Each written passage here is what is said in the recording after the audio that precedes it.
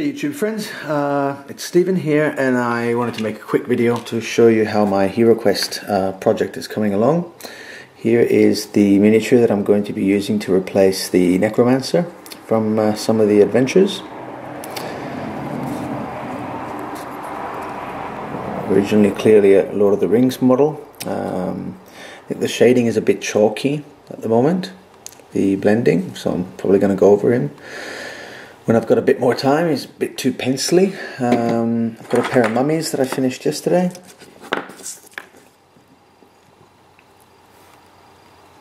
Pretty basic job, but they are mummies. It'll do the trick just beautifully.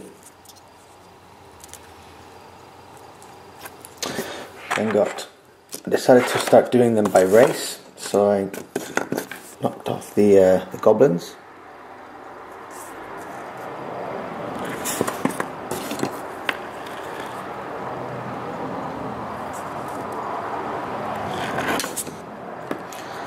Very few spots that I find I've gone over and smudged a bit, so my objective at the moment is to get through the whole set, and then I'll go back and fix up bits and bobs of my own personal dislike. Another little goblin, and this is the next lot I'll be working through. And one Chaos Warrior. I chose to maximize the use of my colors a little bit, so where possible I'm doing, for example in this case I had the purple out, so I did 2 purple orcs and a zombie, and clearly one of the Chaos Warriors is going to be purple as well. He's just in very early stages at the moment of painting. The furniture is the next part that I'll be working on now. I got a bit tired of painting miniatures, so I decided to get through the furniture, or start getting through the furniture.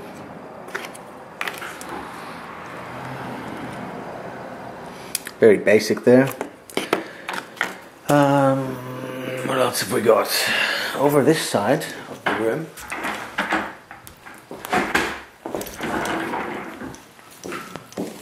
yeah, I did crates yesterday as well. Again, just 3 different color crates, so during the game they can be distinguished on the board as the silver, the gold, the bronze crate.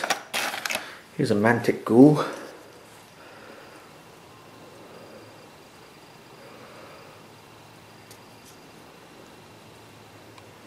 Which I painted up to replace the zombies.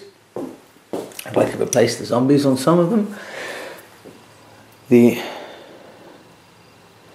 Virgin from the Advanced HeroQuest project is coming along very nicely, I think. She's about half done, or way more than half done. This is a miniature that has absolutely nothing to do with HeroQuest, but I sort of like him. He's a void sniper. And that's it for now. Just want a quick update on what was going on there, and I might even... Ooh, that's a rat. This is a pre-painted D&D miniature, but I think they do the job quite well. Yeah, HeroQuest coming along slowly but surely, but still on course. Hope to get a game in soon of a fully painted set. I've never seen one before, and I thought it was a nice idea. One more piece I'd like to show is the headquarter from my Russian 10mm Blitzkrieg Commander army. A lot of action going on there. These are miniature figurines, miniatures. Let's give away the Russian plans. Alright, thank you very much for watching. Hey fellas, thanks for coming back to check out my channel. I'm making a short video of painting some HeroQuest furniture. So I'm going to start with some charred brown. I've mounted most of the furniture on these blocks and taken out the pieces that I'll paint separately.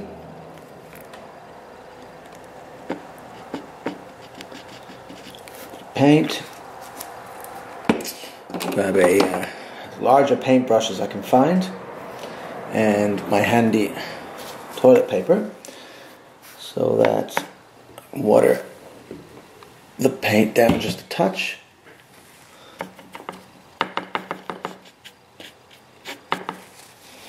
Okay, then remove most of it, check it on my finger, and start painting.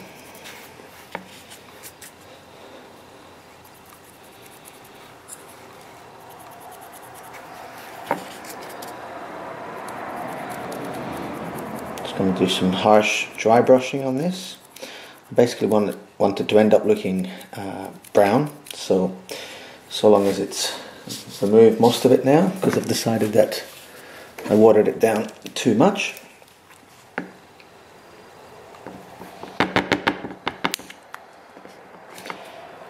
One thing I love about Vallejo paints is how thick they are, especially the model color range.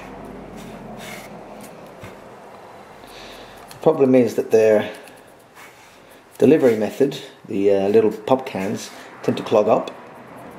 So I don't know if anyone has a solution for that other than keeping a pin nearby. If you do, please post it in the comments. I'd love to hear from you, because it's one of my banes.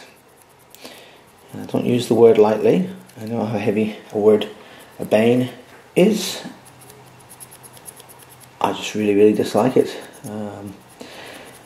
One thing that I did like about Games Workshop's paints was their packaging. Unfortunately, since they changed their supplier, the quality of the paints has dropped considerably.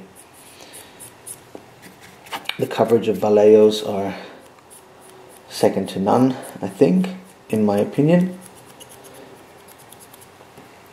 And you're just basically dry brushing it all. Brown, brown, brown, brown, brown, brown, brown. A little bit more brown. And just to keep it interesting, we'll paint some brown on here.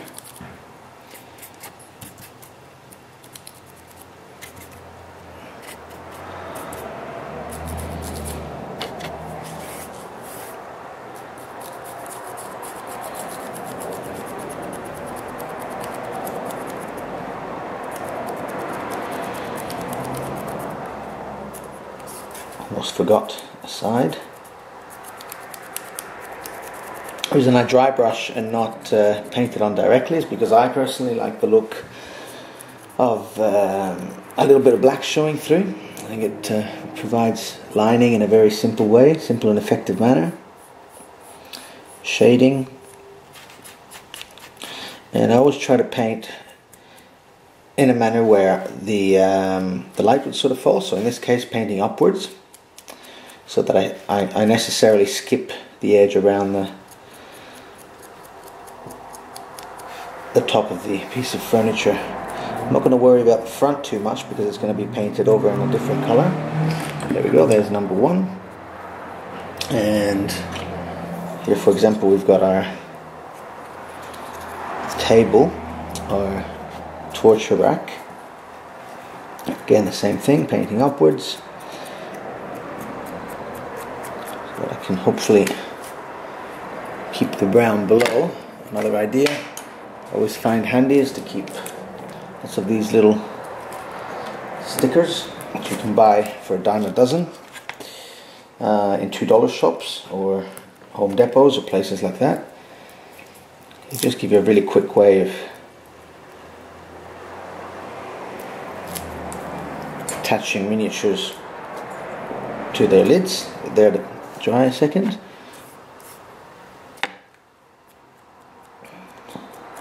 And now I don't have to worry about dirtying that piece of cardboard, since I wouldn't be able to replace it. Have to be careful here, especially careful. I tend to not try to paint too much of what I can't see. So in this case I'm pretty happy with just painting around like this. The piece will be on the table. All I need to make sure is that the very bottom of the edge is painted, although that's going to be covered on the inside, so I don't need to worry about it. What else have we got here? We've got this back bit, which I'm going to paint across so I can leave a little bit of the black showing. The same thing is going to happen across here, up there, more here, much more here, a little bit more brown. So anyway, this is quite a boring part of the video, so what I'll do is I'll go through and paint all of the furniture brown and then start the recording back up again. See you in, well, a few seconds from your point of view. Cheers. Right, so I'm finishing, welcome back, I'm finishing the last piece of wooden furniture that I'm going to be doing as part of this session, and it's the Necromancer's writing desk. The exact name escapes me right now. But basically, once I finish this little bad boy, we're going to have to take a quick look at how everything is progressing. It's basically all turned brown. I like to keep the black showing through a little bit. It's quite hard here because of this beveled edge. I'm trying to paint outward from the bevel edge.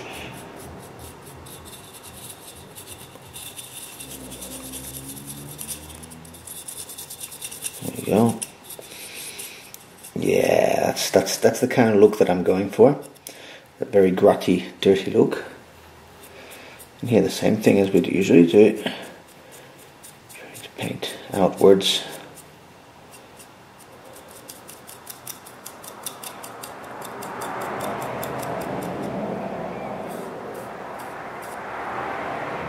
Okay, I'm liking it. I'm liking it very, very much.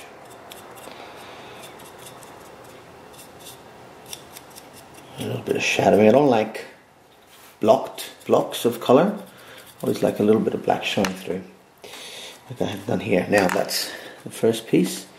Therefore, now it's basically brown now. Here we have some other bits and bobs. One, the weapons rack, and two other mantelpieces, and the torture rack. Here are some of the goblins that I've done. And there are some orcs that I'm starting on. I don't know if I've shown them in another video, but that is the state of the art of this project. So I'm going to now go over all the furniture once it's dried and do it in a lighter shade of color. Probably half in leather brown and half in beastie brown, just to sort of break it up a little bit. And then I'm also going to do this chair in stone. And that'll be it for tonight. I've got the Necromancer's desk, and I'm wondering how to do that. I'd love to have a flame effect, which will probably consist of first dry brushing it grey and then going over and having different layers of fire. Or I might skip that idea altogether and leave it with maybe a green and a yellow, but no, I think I'm going to use yellow, and as part of using yellow, the best idea is just to stick with what is most classic. It is a classic board game, so that's it for tonight. Thank you. If anybody actually watched my video, thank you for stopping by, and I will keep you posted on how HeroQuest is coming along. Thank you. Have a good night. Ciao.